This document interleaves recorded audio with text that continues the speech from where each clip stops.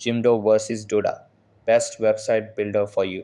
Hey guys, in this video, I'm going to compare and tell you about the pros and cons of Kimdo and Duda.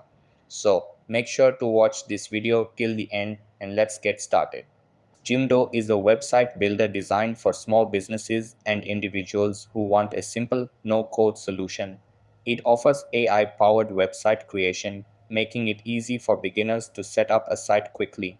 Jimdo provides responsive templates, built in SEO tools, and e commerce features for online stores. However, customization options are limited and it lacks advanced design flexibility.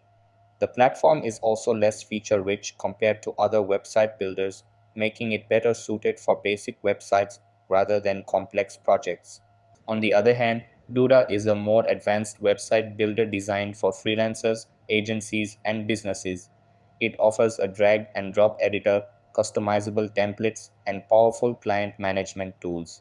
Duda supports white labeling, making it a great choice for web design professionals.